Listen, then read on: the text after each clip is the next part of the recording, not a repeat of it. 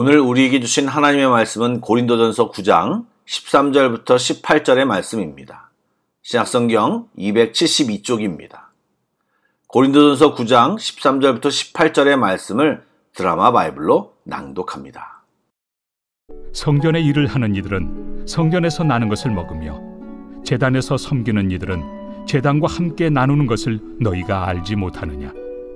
이와 같이 주께서도 복음 전하는 자들이 복음으로 말미암아 살리라 명하셨느니라. 그러나 내가 이것을 하나도 쓰지 아니하였고 또 이 말을 쓰는 것은 내게 이같이 하여 달라는 것이 아니라 내가 차라리 죽을지언정 누구든지 내 자랑하는 것을 헛된 대로 돌리지 못하게 하리라. 내가 복음을 전할지라도 자랑할 것이 없음은 내가 부득불 할 일임이라. 만일 복음을 전하지 아니하면 내게 화가 있을 것이로다. 내가 내 자의로 이것을 행하면 상을 얻으려니와 내가 자의로 아니한다 할지라도 나는 사명을 받았노라. 그런즉 내 상이 무엇이냐? 내가 복음을 전할 때 값없이 전하고 복음으로 말미암아 내게 있는 권리를 다 쓰지 아니하는 이것이로다. 지난주 토요일에 나누었던 앞의 본문에서 바울은 권리 포기에 대한 이야기를 했습니다. 바울이 왜 마땅히 받아야 할 권리를 포기했다고 했습니까? 바로 복음을 더 효과적으로 전하고 쓸데없는 오해나 방해를 만들지 않기 위함이라고 밝혔습니다. 그리고 말씀 중에 그는 성전에서 일한 자들이 성전에서 먹을 것을 얻은 것처럼 자신이 고린도 교회에 복음을 전했기에 생활비를 받을 권리가 있다고 밝혔습니다. 그래서 오늘날에도 목회자의 생계를 성도들과 교회가 담당하고 있는 것입니다. 그러나 제가 늘 말씀드리는 것 중에 하나이기도 한데 그렇게 배려하는 모든 것들이 결국 성도들을 위한 것입니다. 그래서 목회자가 사역에 전념하면 그를 통해 베푸시는 하나님의 은혜를 풍성히 받을 수 있기 때문입니다. 이것이 바로 하나님이 진정으로 원하셨던 관계입니다. 그런데 좀 특이한 바울의 주장이 말씀 속에 있습니다. 분명히 자신의 사도적 권한, 특별히 부양받을 권한이 있음을 설명했고 그 권한을 복음 전파에 장애가 되지 않기 위하여 사용하지 않겠다고 말했습니다. 그리고 15절에서 그 부양받을 권한을 절대로 사용하지 않겠다고 강한 어조로 말한 것이 발견됩니다. 그리고 그런 자신의 주장이 고린도 성도들에게는 자랑처럼 느껴질 수도 있겠다고 생각해서인지 사도 바울은 내가 차라리 죽을지언정 그것을 자랑으로 여기지 않는다고 강한 어조로 말합니다. 바울이 대가가 주어지기 때문에 이 길로 들어선 것이 아니고 지금도 그런 후원을 받을 기대를 하지 않고 오직 목숨까지 아끼지 않고 내어주신 그리스도 예수께 순종하기 위해 들어선 길임을 말하고 있습니다. 그러므로 그런 지원을 받지 않고도 내가 잘하고 있다라는 자랑을 하고픈 마음은 전혀 없고 자신의 유일한 자랑은 오직 복음 전하는 일에 충성을 다하는 것이라고 말합니다. 무슨 말입니까? 바울은 복음을 전하는 사역이 자랑거리가 아니라고 말합니다. 자신이 복음을 전하는 것은 자신이 마음대로 선택하는 것이 아니라 하나님이 주신 사명이기에 그것을 거스를 수 없다고 말합니다. 그것을 거스른다면 하나님의 화가 임할 것임을 알기에 부득불하는 것이라고 말합니다. 물론 바울이 하나님의 심판이 두려워 억지로 하는 사역은 아닐 것입니다. 그는 하나님의 구원의 은혜에 감격하고 영혼을 사랑했기에 생명다해 복음을 전했던 것입니다. 이렇듯 바울은 자신의 소명에 대한 분명한 확신과 무거운 책임감이 있었던 것입니다. 우리도 주님의 증인으로 또 일꾼으로 부름받았습니다. 특별히 복음 전하는 일은 우리의 선택이 아니라 우리의 존재 이유입니다. 여러분, 바울처럼 우리가 주의 일을 하는 것이 벼슬이 되어서는 안 됩니다.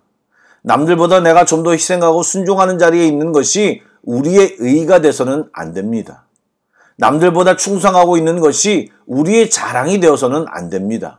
만약 그렇다면 고린도 교회 성도들과 똑같은 길을 걷고 있는 것입니다. 우리는 하나님 앞에 서서 하나님만 바라보며 신앙생활을 해야 합니다. 이것이 현재 일꾼된 자들이 가져야 할 마음입니다.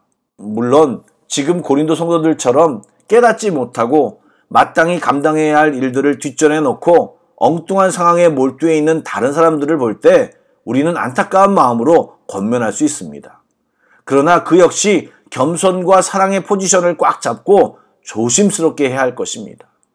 바울은 자신의 소명에 대한 깊은 인식이 있습니다. 복음을 전하는 바울의 사명은 하나님으로부터 위임받은 것이기에 그는 자신이 하나님의 복음의 비밀을 맡은 청직이라는 정체성을 확실히 알았습니다. 하나님은 우리도 바울처럼 전도자로 살아가기를 기대하십니다. 그것이 예수님의 유언이요 지상 명령입니다. 우리는 입으로, 삶으로, 재정으로 다양하게 복음 전하는 일에 힘써야 할 것입니다. 저는 오늘 18절 말씀이 새롭게 특별히 와닿았습니다. 그런즉 내 상이 무엇이냐? 내가 복음을 전할 때에 값없이 전하고 복음으로 말미암아 내게 있는 권리를 다 쓰지 아니하는 이것이로다. 아멘. 바울은 하나님 나라의 청지기, 복음을 전하는 자로 헌신한 것에 대한 상은 복음을 값없이 전하는 것 자체라고 말합니다. 곧 복음을 위해 더욱더 희생하는 것 자체가 자신에게 상이 된다는 말입니다. 이렇듯 바울이 사역할 수 있었던 것은 그가 더 큰 상급인 하나님 나라를 소망하며 살았기 때문입니다. 우리에게도 복음을 위한 가장 큰 상급은 하나님 나라입니다. 이 땅에서 받은 상급이 적을수록 하나님 나라에서 받을 상급과 칭찬이 더욱 클 것입니다. 예, 이 구절을 문자적으로 받아들이면 우리가 이 땅에서 마땅히 받아야 할 권리들을 받지 않을 경우 그것이 하늘의 상으로 주어진다는 것입니다. 그렇다면 이 땅에서 모두 누리지 못하는 것이 손해보는 것이 아니고 오히려 나중에 적금 타는 마음으로 그것을 기대하며 살아가야 한다는 말입니다. 사랑하는 여러분, 자유와 권리를 누릴 수 있지만 바울은 그것을 유보하고 포기할 줄 알았습니다. 그가 그렇게 살 수 있었던 것은 잃어버린 영혼을 주 안에서 얻고자 하는 복음에 대한 열망 때문입니다. 또한 자신이 누리고 있는 삶 자체가 하나님의 은혜요 상임을 깨달았던 것입니다. 이 땅에서 열심히 산 대가와 나의 삶에 대한 인정을 받을 수도 있지만 바울처럼 그런 것을 추구하는 모습이 복음 전파의 걸림돌이 되지 않기 위해 기꺼이 자신의 자유와 권리를 유보하고 포기한 그의 삶을 우리는 깊이 묵상할 필요가 있습니다. 하나님의 살아계심과 우리를 지켜보고 계시고 영원히 인도하심을 믿는 믿음으로 하나님보다 앞서지 않고 하나님을 신뢰하고 기대하고 기다릴 줄 아는 우리 모두가 되기를 축복합니다. 아멘. 기도하겠습니다. 사랑의 하나님, 이 시간 주님을 찬양합니다. 주의 불꽃 같은 눈으로 우리 모두를 지키시고 오늘도 인도하실 것을 믿습니다. 바라기는 오늘도 성령 충만으로 하나님의 자녀답게 세상과 사탄의 유혹을 이기며 살게 하여 주옵소서.